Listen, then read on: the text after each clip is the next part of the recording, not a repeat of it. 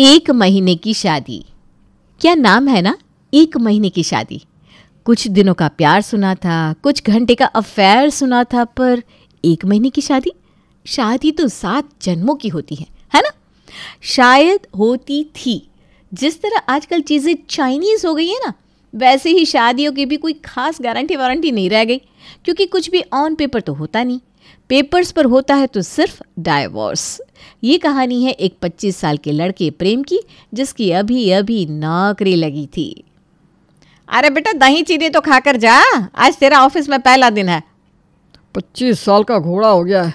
एक तो इस उम्र में इसे नौकरी लगी है, उस पर भी आप इसे दही चीनी खिला रही है।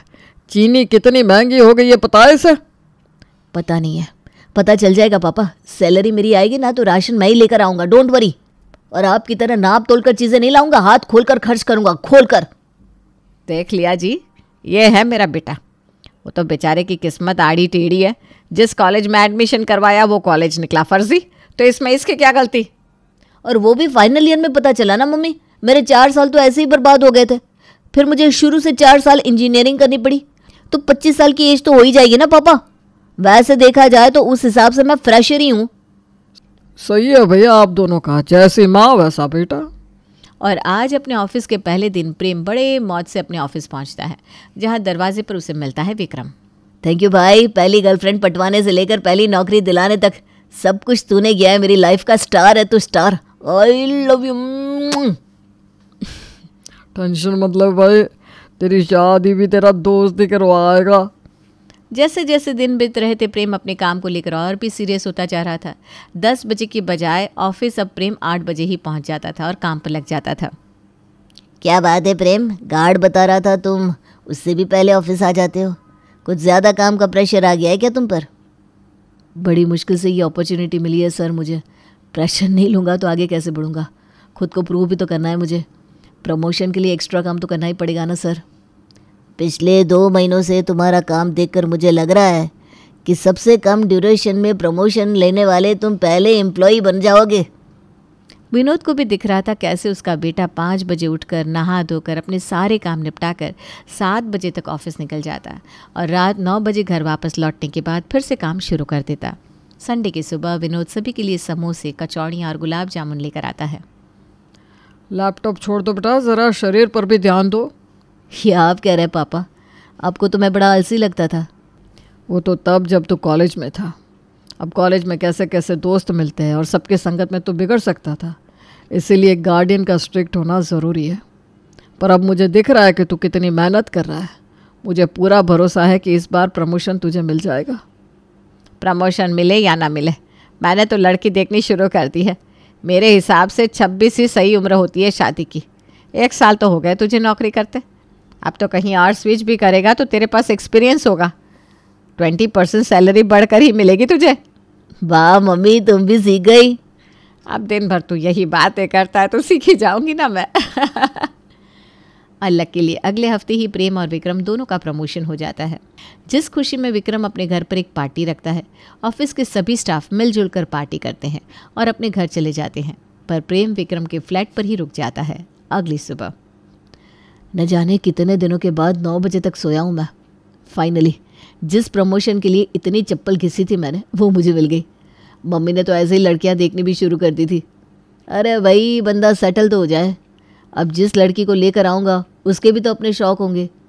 अच्छा है रिश्ता होते होते सैलरी ठीक हो गई, अब कोई दिक्कत नहीं है। अब 2-4 दिन तू काम की बात ही मत कर ब्रो। तो खाने की करूँ? वैसे चाय वाय का इंतज़ाम है तेरे घर पर कि बाहर तकरीब पर जाना पड़ेगा?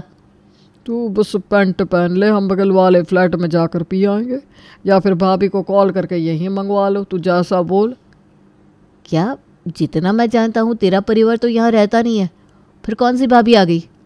सामने वाले फ्लैट में रहती है निशा भाभी, काफ़ी अच्छी औरत है। पता नहीं इसके पति के दिमाग में क्या आया, इससे डिवोर्स लेकर चला गया। शायद किसी और औरत के चक्कर में फंस गया था। बेचारी का एक बेटा भी है, ज़्यादा उम्र की नहीं है, 35-36 की होगी। अब पूरी ज़िंदगी तो ख़राब हो गई, इसीलिए सोच समझ कर शादी करनी चाहिए। मैं बिना कहाँ ट्रैक हो गया, वहीं बगल में रहती है। कभी मुझे किसी चीज़ की ज़रूरत होती है तो बना कर ला देती है। सुबह शाम की चाय तो मेरी भाभी के पास ही फिक्स है, और कभी कोई अच्छी डिश बनाए तो मेरे घर पहुंच जाती है। किसी के घर जाकर चाय पीना उन्हें डिस्टर्ब नहीं कर देंगे हम? और दोनों दोस्त पहुंच जाते हैं अपनी पड़ोसन निशा के घर। बताइए भाभी, इन महाशय को ना शर्म आ रही थी। मैं अगर आपसे शर्माने लगा तो फिर तो मेरा हो गया इस शहर में। वही ना, ये कोई बात हुई शर्माने की? ये तुम्हारा भी तो घर है। जब तुम्हारा मन कुछ खाने को करे मुझे कॉल करके बता देना, मैं बना दिया करूँगी। वैसे भी अकेले बैठे बैठे बोर होती हूँ मैं। चलो जाओ रोहन, अपने नए दोस्त को अपना कमरा दिखाओ। क्या बताऊँ प्रेम, पढ़ने में इतना अच्छा है रोहन, बिल्कुल अपने पापा। अब मैं अभी आती हूँ, तुम तीनों बात करो। कुछ ऐसी थी प्रेम और निशा की पहली मुलाकात। निशा के बेटे से मिलने के बाद प्रेम का मन रोहन की मासूमियत पर आ जाता है। ऑफिस में काम करते वक्त भी उसके दिमाग में रोहन की ही बातें घूमती रहती है। भाई विक्रम, आज मैं तेरे फ्लैट पर रात रुकने वाला हूँ। मेरा मन रोहन को बाहर घुमाने ले जाने का है। ये तो बहुत अच्छी बात है, रुक जा, तेरा ही घर है। अरे तू पूछता क्यों है भाई? अब आए दिन प्रेम रोहन से मिलने निशा के घर जाना शुरू कर देता है। अब बच्चे से बात होगी तो माँ से तो होगी ही। मुझे खुद की टेंशन नहीं है, टेंशन है तो रोहन की। पर मुझे विश्वास है कि भगवान सब ठीक कर देंगे। मम्मा, रोहन को पापा चाहिए। अब हाँ बेटा, पापा भी मिलेंगे। हाँ, देख रहे हो तुम, बाकी सब तो ठीक है, बस बीच बीच में ये जो पापा पापा करने लगता है ना, वहीं प्रॉब्लम आ जाती है। तो आप शादी क्यों नहीं कर लेती निशा? ऐसे रोहन को पापा भी मिल जाएंगे और आपको जीवन साथी भी। वरना इतनी लंबी ज़िंदगी आप अकेले जिएंगी कैसे? ये सजेशन आए दिन हर तीसरा इंसान देता रहता है। पर डाइवोर्स बच्चों की माँ से शादी कौन करेगा? जिससे भी बात चलती है वो कहते हैं बच्चा छोड़ कर आओ। अपने बच्चे को कहाँ छोड़ कर जाऊँ मैं? और मेरे रोहन का और है भी कौन? अगर कोई ऐसा लड़का मिले जो आपके साथ आपके रोहन को एक्सेप्ट करने को तैयार हो, आपकी सारी ख्वाहिश पूरी करे, तो करेंगी आप शादी? हाँ बिल्कुल। कहाँ है वो लड़का? टीवी पर है क्या? आपके सामने बैठा है निशा जी। मैं आपसे शादी करना चाहता हूँ। प्रेम, तुम मजाक कर रहे हो ना? नहीं नहीं, ये तुम क्या कह रहे हो? तुम 10 से 11 साल छोटे हो मुझसे, ये बचपना मत करो। तुम्हारे घर वाले मुझे कभी भी एक्सेप्ट नहीं करेंगे। तुम बस हाँ या ना बोलो निशा, बाकी मैं सब देख लूँगा। निशा, मैं तैयार हूँ। और प्रेम इस बात को अपने घर वालों के सामने कुछ इस तरह रखता है। बच्चे भगवान का रूप होते कि नहीं मम्मी? हाँ बिल्कुल होता है बेटा। और औरतें मम्मी, अगर किसी औरत को मदद की ज़रूरत हो तो करनी चाहिए ना? हाँ बेटा, करनी चाहिए, ये तो पुण्य का काम है। तो ये पुण्य का काम तुम्हारा बेटा करना चाहता है मम्मी। मैंने एक लड़की से वादा किया है कि मैं उससे शादी करूँगा, और अब मैं उसे धोखा नहीं दे सकता। अरे वाह प्रेम, तूने लड़की ढूंढ भी ली। पता है प्रेम, मम्मी ने मुझे मेरे ससुराल से क्यों बुलाया? लड़की वालों से मिलने के लिए। और यहाँ तूने पहले ही लड़की ढूंढ रखी है। बता कौन है लड़की, क्या करती है? एक बच्चे की माँ है, डाइवोर्सी है। क्या? तुम पागल हो क्या? क्या बोल रहे हो? अरे प्रेम तो बच्चा है, ये प्यार नहीं है, उस औरत ने तुझे फंसाया है। तुम ही सोचो उसका डिवोर्स क्यों हुआ होगा। पता नहीं कैसे चरित्र की औरत है, क्या है क्या नहीं। अपना बच्चा लेकर आएगी तो कभी तुम्हारे बच्चे को प्यार देगी ही नहीं। तुम भी एक औरत हो तारा, बोलने के पहले सोचा तो करो। प्रेम ने अगर कुछ सोचा है तो अच्छा ही सोचा होगा। इस निर्णय में मैं अपने बेटे के साथ हूँ। बच्चों पर कड़ाई तब तक ही बढ़ती जाती है जब तक वो भटकने की उम्र में हो। 7 साल का नहीं है प्रेम, 27 साल का है। ऐसा तो नहीं है कि आपके मना करने से वो मान जाएगा। तो इससे अच्छा है कि प्रेम से बात कीजिए और उसके मन की दशा को समझने की कोशिश कीजिए। और बहुत सारे तमाशे और नाराज़गी के बाद समाज से छुपकर प्रेम और निशा की मंदिर में शादी करवाई जाती है। और बहू बनकर एक हाथ में बच्चा पकड़े और दूसरे से प्रेम का हाथ निशा अपने ससुराल में गृह प्रवेश करती है। पर ये मोहल्ले वालों को कैसे ही बर्दाश्त होता? निशा के पीछे पीछे मोहल्ले की औरतें भी मनीषा के घर पहुंच जाती है। अरे वाह मनीषा, छक्का मार दिया तूने तो। यहाँ बहुएं दहेज में गाड़ी घोड़े लाती है, तेरी बहू तो पला पलाया बच्चा लेकर आ गई। अब तो बच्चा करने में ना फिगर खराब होगा ना उसे बड़ा करने में टाइम जाएगा। मैं तो ये सोच रही हूँ कि ऐसी क्या मजबूरी आ गई होगी जो अपने कच्चे कवारे लड़के के पीछे ब्याही थ्याही माँ लेकर आई है मनीषा। बहू के रूप में बहन मिल गई मनीषा के तो फ़ायदे ही फ़ायदे दिख रहे हैं मुझे। लोगों के ताने सुनकर मनीषा अपने कमरे में आ जाती है। अपनी माँ को बुलाने तारा कमरे में जाती है और अपनी माँ से कहती है, ऐसे कब तक रूम में आकर बैठोगी मम्मी? ये सब आज नहीं तो कल फेस करना ही होगा। चलो बाहर, अपनी बहू की आरती करो और उसे लेकर अंदर आओ। पता नहीं ये प्रेम और कितनी इंसल्ट करवाएगा हमारी। ये सब तेरे पापा के कारण हो रहा है। पता नहीं क्यों उन्हें प्रेम का साथ देना था। वो तो अच्छा है कि तेरी शादी हो चुकी है, वरना इस ड्रामे के बाद तेरी शादी होनी भी मुश्किल हो जाती। जैसा लड़की का नाम वैसी हरकतें, अंधेरा कर दिया हमारे जीवन में। अरे मम्मी शादी हो गई है मेरी, ये भी तो प्रॉब्लम ही है ना। मेरे ससुराल वालों को पता चलेगा कि मेरा भाई एक बच्चे वाली औरत को लेकर आया है तो थूकेंगे सब मुझ पर। अब प्रेम की शादी तो हो चुकी थी, तो सभी को निशा को एक्सेप्ट करना ही था। एक अच्छी बहू की तरह निशा अपने ससुराल में आने के बाद सभी बड़ों के पैर छूती है और रोहन के साथ कमरे में चली जाती है। भाभी तो बच्चे को साथ में ले गई। अरे भाई, प्राइवेसी नाम की कोई चीज़ है कि नहीं? आज तुम्हारी सुहागरात होने वाली है प्रेम। किस ज़माने की बात कर रही हो दीदी तुम?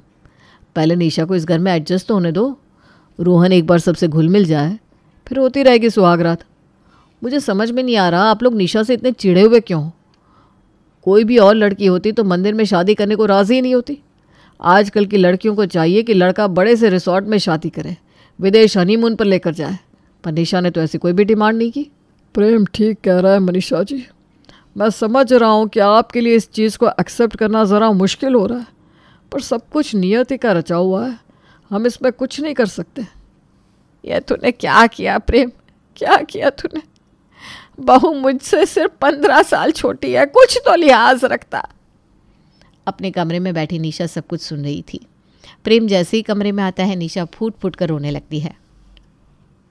तुमने अपनी लाइफ खराब कर ली मेरे पीछे प्रेम। अब हर रोज़ न जाने कब तक तुम्हें ये सब सुनना पड़ेगा।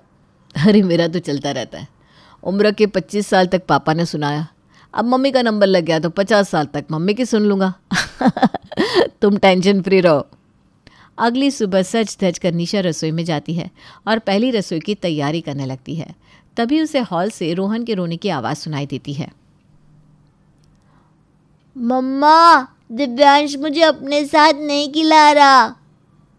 क्यों दिव्यांश, क्यों नहीं खिला रहे हो रोहन को? ये तुम्हारा भाई है ना। मामू आपके लिए और भी बहुत सारे टॉयज़ लेकर आएंगे। एक टॉय दे दो रोहन भैया को। इसकी माँ ने मेरा भाई ले लिया, अब बच्चा मेरे बच्चे के खिलौने ले लेगा, सही है? ऐसी कोई बात नहीं है दीदी, और आप हमारी प्रॉब्लम को बच्चों तक प्लीज़ मत लेकर आइए। मैं खुद के लिए कुछ भी सुन सकती हूँ पर रोहन के लिए नहीं। रोहन, तुम टॉय वापस कर दो। मम्मा बहुत सारे टॉयज़ लेकर आई है रोहन के लिए, मैं रूम से अभी लेकर आती हूँ। हाँ। इस तरह 2-4 दिन बीत जाते हैं। एक रात मनीषा प्रेम के कमरे में जाती है और सोए हुए रोहन को उठाकर अपने कमरे में ले आती है। दिन भर तो बहू घर पर रहती है और तुम ऑफिस में। अब रात में भी रोहन बार बार उठकर रोएगा तो तुम दोनों को आपस में वक्त कहाँ मिलेगा? रोहन अब मेरे साथ घुल मिल गया है, मैं उसे अपने कमरे में सुला लिया करूँगी। अपनी माँ का बदलता रूप देखकर प्रेम बहुत खुश हो जाता है। देखा निशा, मैंने कहा था ना धीरे धीरे सब ठीक हो जाएगा। करने लग गई ना मम्मी तुम्हें एक्सेप्ट। पर जो दिख रहा था वो कहाँ था? अगली दोपहर जब निशा कपड़े धो रही थी, मनीषा उसके पास जाती है। कोई गुड न्यूज़ है कि नहीं बहू? कैसी गुड न्यूज़ मम्मी जी? कोई कच्ची कवारी तो है नहीं तो बहू। शादी के बाद बहू ये कौन सी गुड न्यूज़ देती है? उसी गुड न्यूज़ की बात कर रही हूँ। कहीं तेरा ऑपरेशन तो नहीं हुआ? देख बहू, मुझे अपना पोता चाहिए जिसमें मेरे बेटे का अंश हो। एक तो इतनी जल्दी मैं आपको गुड न्यूज़ नहीं दे सकती मम्मी जी, और दूसरी बात ये कि मैं गुड न्यूज़ देना नहीं चाहती। मुझे नहीं लगता कि मैं बच्चे के लिए तैयार हूँ। अरे क्यों तैयार नहीं हो? अब कब तैयार होगी? 36 की है तू। जैसे जैसे दिन बीत रहा है मेरा तो कलेजा बैठा जा रहा है। आगे जाकर तुम माँ नहीं बन पाई तो? ये रह रह कर क्या हो जाता है आपको मनीषा जी? नीचे दुकान में आपके चीखने की आवाज़ें आ रही थी, मुझे ऊपर आना पड़ा। अरे प्रेम कोई 26 साल की लड़की लेकर नहीं आया, 36 साल की लड़की लेकर आया है, और ये अभी भी बच्चा नहीं करना चाह रही। अब इसमें मैं क्या बोलूँ? पर देखो बहू, अपना परिवार तो आगे बढ़ाना ही पड़ता है। रोहन के साथ खेलने के लिए एक भाई या बहन हो जाए तो अच्छा रहेगा। अब तक निशा से टेढ़ी बात करने वाले लोग भी उसे प्यार से समझाने लगे थे। तारा अपने ससुराल से अपनी भाभी को समझाने के लिए आती है। अभी कर लीजिए भाभी बच्चा, तो फ़ायदे में रहेंगी आप। एनिवर्सरी पर गोद में बच्चा ना हो तो मज़ा कहाँ आता है? हाँ, हर रोज़ प्रेम के घर पर एक ही डिस्कशन हो रहा था, बच्चा कब होगा। और आज विनोद इस बारे में प्रेम से बात करता है। तेरी माँ तेरी पसंद के खिलाफ थी, पर मैं तेरे साथ खड़ा रहा। पर अब जो तेरी माँ चाह रही है वो गलत नहीं है बेटा। तेरी उम्र कम है पर बहू की नहीं। आगे जाकर तुम दोनों को बच्चा नहीं हुआ तो एक वारिश तो चाह ही सकती है ना तुम्हारी माँ। बहू बच्चा क्यों प्लान नहीं करना चाहती? मैं बात करता हूँ पापा, आप टेंशन मत लीजिए। प्रेम इस बारे में निशा से बात करता है तो निशा साफ साफ कह देती है, मैं बच्चा तभी करूँगी जब तुम अपनी प्रॉपर्टी का 50% रोहन के नाम करोगी, क्योंकि इस घर में रोहन का मेरे अलावा और कोई नहीं है। आगे अगर मेरा बच्चा हो गया और रोहन को सभी ने धुतकार दिया तो क्या होगा मेरे बच्चे का? तुम्हें लग रहा है कि मेरे परिवार वाले ऐसे हैं? 2-4 दिन तो कोई भी नाराज़ होता है, कुछ दिन बीते के सब नॉर्मल होने लग गए, पर तुम तो एडजस्ट करने को तैयार ही नहीं हो रही। सी, हिस्से की बात आते ही तुम अभी ही बदल गए, तो आगे जाकर मेरे बच्चे को इस घर से क्या ही मिलेगा? तुम्हारी माँ रोहन को कमरे से क्यों लेकर जाती है? ताकि हम बच्चा प्लान कर सके। उन्हें रोहन से कोई अटैचमेंट नहीं है। अब एक बच्चा ही हम दोनों की एज गैप के साथ बाकी सारे प्रॉब्लम्स को ठीक कर सकता है, और उसके लिए मुझे अगर रोहन को 50% प्रॉपर्टी देनी पड़े तो मुझे कोई प्रॉब्लम नहीं। मेरा तो सब कुछ रोहन का ही है, पर तुम्हें डाउट है तो मैं कल ही पेपर्स बनवाता हूँ। प्रेम बिना देरी किए अपने घर की इस कलेश को ख़त्म करने के लिए प्रॉपर्टी के पेपर बनवा लेता है और अपने हिस्से का 50% रोहन के नाम कर देता है। आज थी प्रेम और निशा की फर्स्ट मंथ एनिवर्सरी। प्रेम नींद से जागता है, पर उसके बगल में ना रोहन था ना निशा थी, तो एक चिट्ठी, जिसके लिए मैं तुम्हारे साथ थी वो काम पूरा हो चुका है। प्रॉपर्टी मेरे नाम है और लोगों को उल्लू बनाना मेरा काम है। तुम मेरे चौथे पति थे, अब 5वें की तलाश में न जाने निशा कहाँ जाएगी। इतना ड्रामा, इतने झंझट और इतने सब के बाद ये हुआ कि प्रेम की शादी 1 महीने भी नहीं टिकी।